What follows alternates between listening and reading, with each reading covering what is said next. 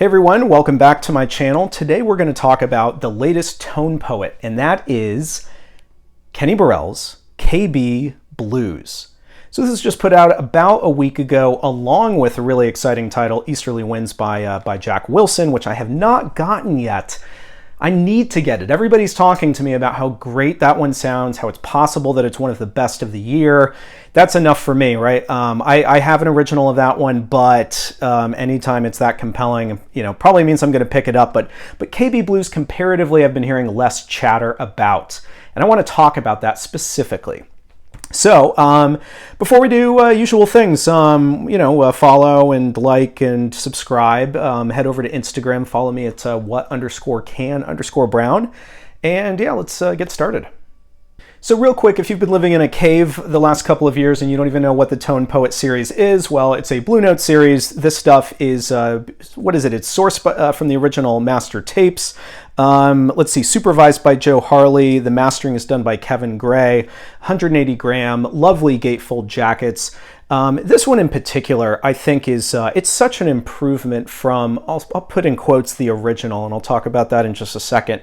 But this is new imagery, at least as far as I understand. Don't think this imagery has been used on any prior CD or vinyl release.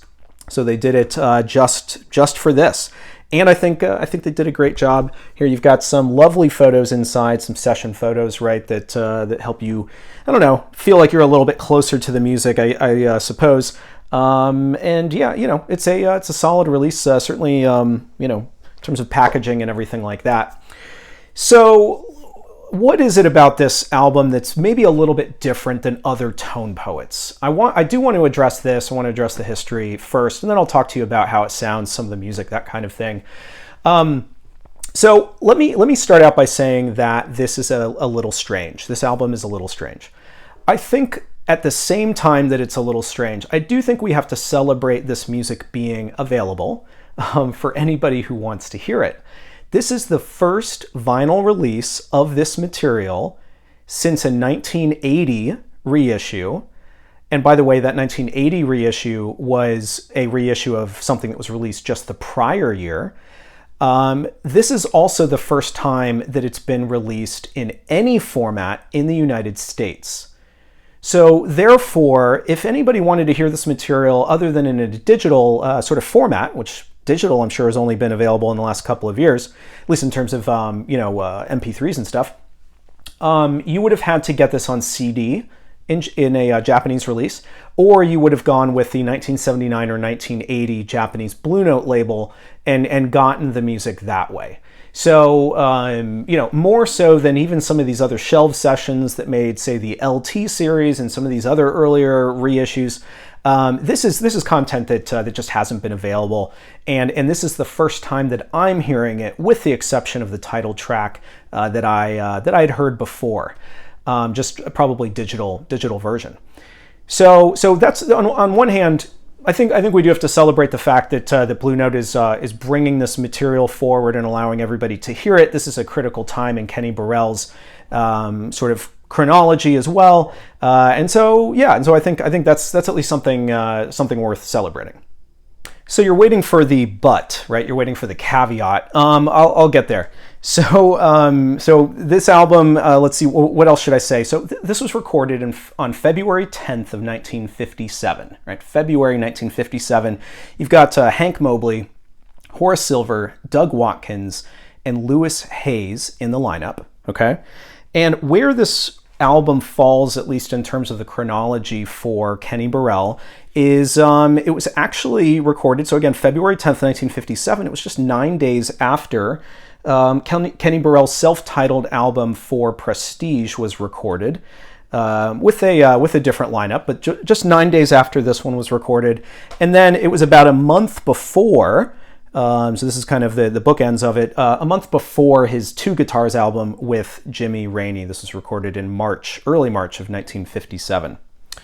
So on KB Blues, on this album, there are 5 tracks. Well, actually, let me put it this way. The original session, at least, still has documentation of 5 tracks that were recorded, at least in terms of 5 unique compositions. One was titled Felicity, and that one was rejected outright. Don't even know if it survived, if there's actually a recording of it anywhere, but because it didn't make any of the releases, it's just noted in the history books essentially as something that was recorded but rejected. And what that leaves us with is 4 total compositions. So the first time that any of this content on this album was released was not as an album, but as a 45 single. So I've made a video before on purely Blue Note 45 singles, because I have like 100 of them. Love to own this one, but I don't have it to show you, so I'm sure I'll include an image of it. But that 45 single included just 2 tracks from the session. It was DB Blues and KB Blues on sides A and B. I might have gotten that reversed, but anyway, those 2 tracks on sides A and B. And then nothing from this album was released until 1979, like I mentioned before, when it was released on the Japanese Blue Note label. When that release was put out in 1979, they included those 4 tracks, but they added an alternate take of KB Blues to make it 5 tracks. So, why might they have done that? It could be because that's literally the only content that survived and was part of those master tapes. And then it also could be, I suppose, that they simply wanted to make it a little bit longer of an album. So without that extra alternate take of KB Blues, it would have been about a 30-minute album, which is a little on the light side. I think it was just over 30 minutes. And with this additional track, it makes it about 37 minutes, which I would say overall is closer to what a standard album would be. Maybe even a standard album, at least at this time. So what we have and what we have here is a 37-minute album, and the way they did that was because they took the 4 tracks and then they added this alternate take of KB Blues. So total of 5 tracks. So I want us to consider this alternate take, because I think it's important. If you're going to have an alternate take and have it be on the album, I think it's important that it's worthwhile, that you're getting something different, and I don't know, like, because otherwise why, right? Why have it on there? So funny thing is that these 2 tracks are very, very close in structure and in duration, okay?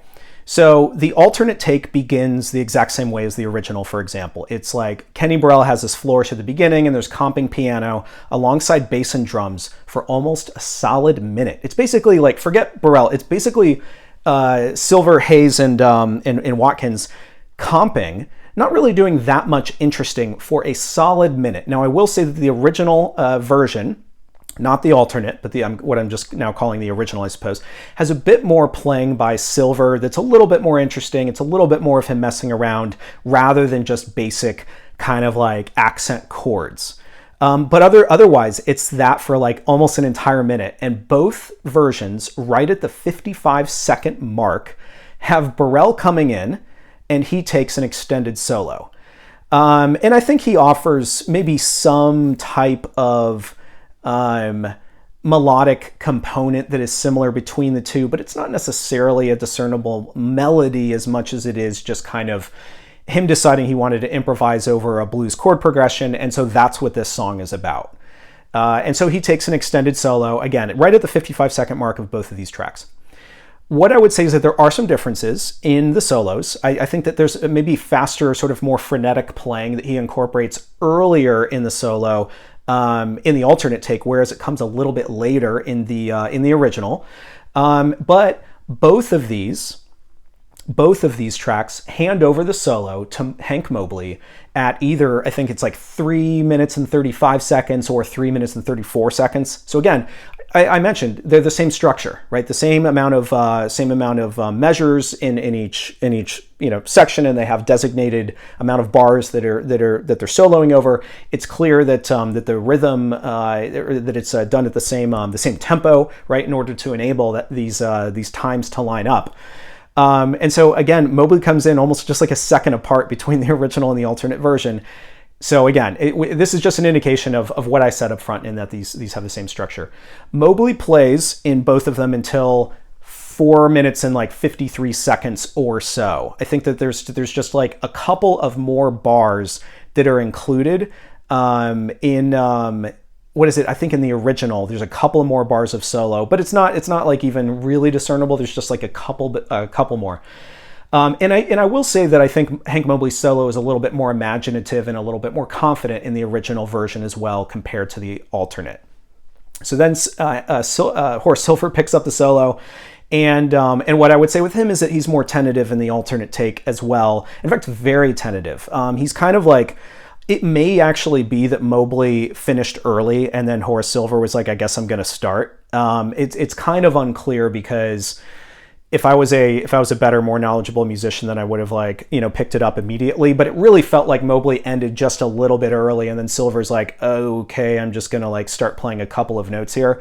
So he doesn't play really. He doesn't play much early in the solo, and then he really doesn't play for very long before Burrell comes back in, and then Kenny Burrell and Hank Mobley kind of exchange some little solo improvised sections before they close out the song. So what I'm getting at in running down all of this is that between these two tracks, it's easy to see for me why they chose the original compared to the alternate, just because it's a little bit more interesting. I don't know that that's a reason to want to include the alternate. I think that if they were different, if they were different structure, if there was especially different soloing in the alternate take that merited the the inclusion, then we'd have something a little bit more. But instead, kind of what it feels like is that we have the same track. It's just not as good. And yeah, I don't know that that's necessarily the most compelling reason to include it. So me saying that is obviously my opinion, and I know there's a lot of people who, here's the thing: it's very easy to defend, the musicians, right? It's not like their intention was to include this alternate take. This is something that was done on the Japanese release. This was something that Blue Note then decided, we want to bring this forward as an album. We're limited with the amount of content that we have, and we want to make sure that we make this a little bit more robust and give people that alternate take. And I think that is a perfectly acceptable, plausible scenario. And I do think that it is nice to be able to hear some different versions of these things, to see how an album might have come together in the studio. So I'm not arguing that those aren't valid reasons for this album to exist in the exact way that it does. It's just that's kind of these are just my thoughts. These are my thoughts of if there was some other track that they could have included instead of the alternate take, and there probably wasn't, then it would have been great to include that. And as it is, it just feels a little bit duplicative. All right, so I want to talk about some other things I don't like before I talk about the things that I like. So I'm going to say that, well, let me say this. Let's address Nika's Dream, because it is the very first track on this album, and I think a lot of people have heard a lot of different versions of this. Simply because it's been recorded so many times. Horace Silver recorded it a number of times, either on his own albums, and Horoscope comes to mind, a Blue Note album. What's the yellow cover? Probably 1960 or so. I think it was 1960, maybe 61. He includes it on Horoscope. It's a faster, just upbeat version of Nika's Dream. It was also included on the Jazz Messengers album for Columbia. And that one also would have had Doug Watkins in the lineup. It would have had Hank Mobley in the lineup. So, kind of similar kind of thing. I'm sure this is probably something that he wrote for the Messengers when he was in the Messengers, but Horace Silver, but I'm not sure on that. But in any event, Nika's Dream is going to be this is the track that people are most familiar with. And my opinion about this rendition, and it's the first track, is that Mobley is playing some borderline dissonant notes. Now, many will... Here's the thing. You can go and listen to these other versions, and what you will hear are unusual harmonies. And I believe the sort of scale that is used is called a melodic minor scale for this album, and so they are pairing some voicings or notes that are unusual together, and it doesn't necessarily mean that they're dissonant. But I think Mobley's out of tune, or I know that he's not playing his part confidently. So his attacks are not very distinct. He's playing very soft, and I don't know if he's accidentally bending the notes because if his attacks aren't as distinct or what's going on, but I understand how the song is supposed to sound from other versions that I've heard. Supposed to. And this one sounds different, and it doesn't sound as good. That's my point. That Mobley both sounds like he's a little bit out of tune, and he doesn't sound very confident at all. And it's just kind of weird. It makes Nika's Dream just sound a little bit weird. Okay. And here's the thing. So I mentioned I'm going to say something I don't like, and then I'm going to say something I like. I think that this song is very much saved by the solos. Kenny Burrell's solo sounds great. And Kenny Burrell sounds fantastic across the entire album, and I think that that's one of the biggest reasons to actually pick up this. I mean, he's the leader. He better sound good. Probably he was the most prepared in the studio for the session, and he sounds great. His solo, I believe, is the first after the melody, and he just sounds fantastic.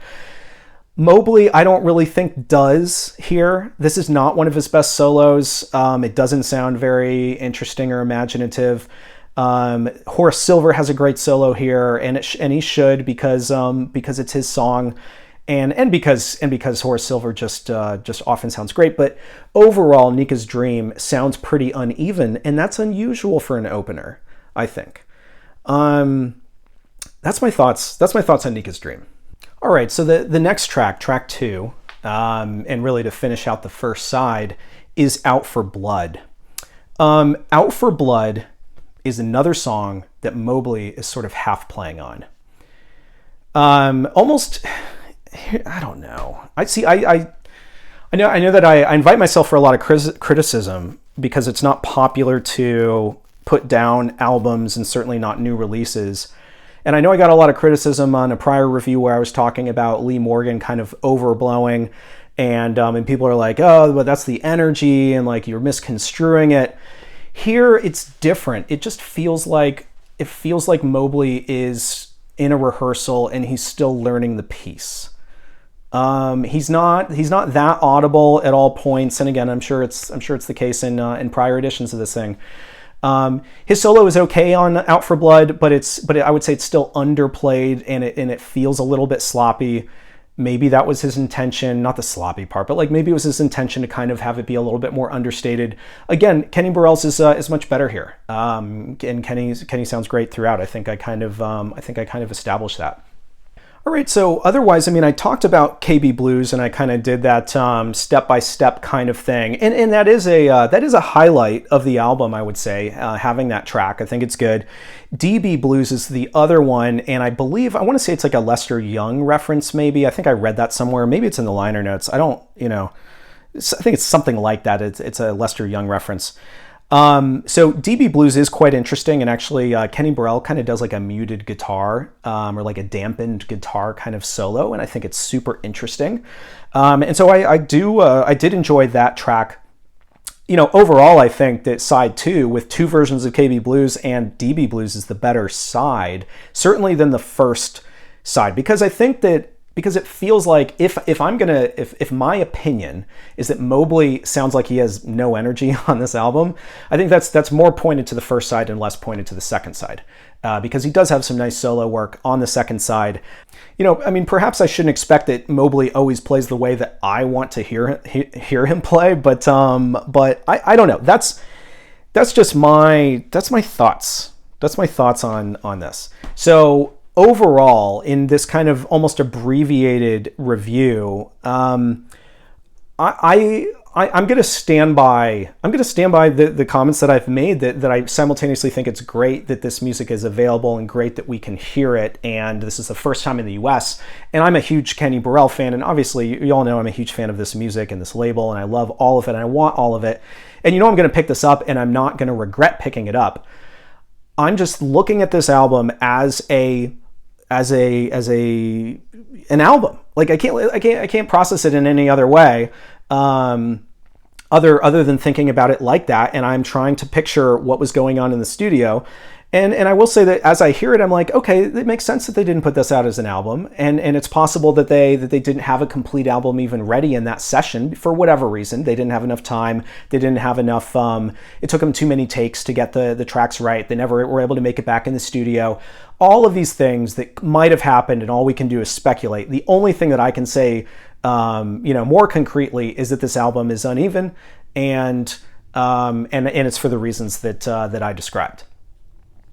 So that's where I'm at on this thing, and let's make this a discussion as usual. Put your comments, put your thoughts in the comments, and I would certainly encourage people though to preview tracks, and like I said, come with your thoughts, and don't let my thoughts deter you from experiencing this album in a different way, because this is just how I absorbed it. So thanks very much, and I guess I will see you soon for some more reviews and discussion.